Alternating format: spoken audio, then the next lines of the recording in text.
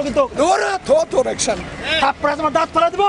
কাজ শেষ না হওয়া পর্যন্ত আমি কিন্তু আপনার কাছে যেটা প্লিজ আপনি আমি আপনার কাছে ছাত্র জনতার আন্দোলনের মুখে শেখ হাসিনা সরকারের পতনের পর দেশেই লুকিয়েছিলেন ঢাকা মহানগর পুলিশের সাবেক যুগ্ম কমিশনার বিপ্লব কুমার সরকার।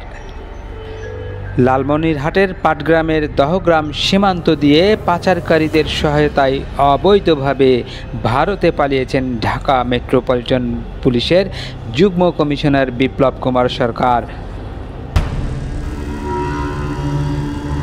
পাটগ্রাম থানা পুলিশ ও স্থানীয়রা জানায়, দহগ্রাম ইউনিয়নের ভাঙ্গাপাড়া ওলেরপাড়ার এলাকার পাচারকারী শুভ পুলিশ কর্মকর্তা বিপ্লব কুমারের পালিয়ে যাওয়ার বিষয়টি স্বীকার করেছেন।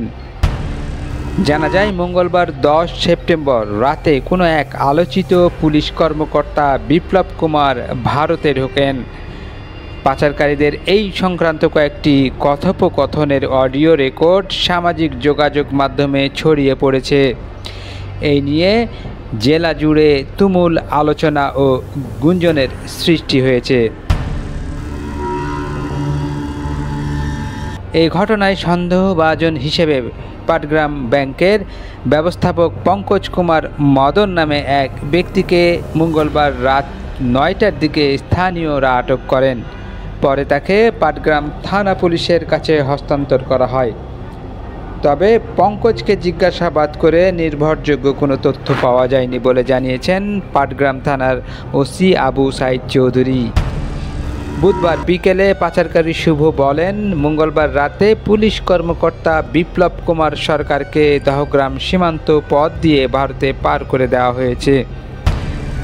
মোবাইল ফোনে কথার সূত্র ধরে আরও জানা যায়, ব্র্যাক ব্যাংকের পঙ্কজ ও দহগ্রামের আকসেদুল, মমিন, লম্বা শাহিন, ফারুক, রাজীব, শামীম ও মোকসেদুলের সহায়তায় বিপ্লবকে সীমান্ত পার করে দেওয়া হয়। বিপ্লবকে জলঢাকা মিরগঞ্জের মিঠু, নিশাত, রুবেল পাটগ্রামে আনতে সহায়তা করে। সীমান্ত পার করার সময় 1.5 লাখ টাকা নেওয়া হয়। এই সংক্রান্ত কয়েকটি অডিও সামাজিক যোগাযোগ মাধ্যমে ছড়িয়ে পড়েছে।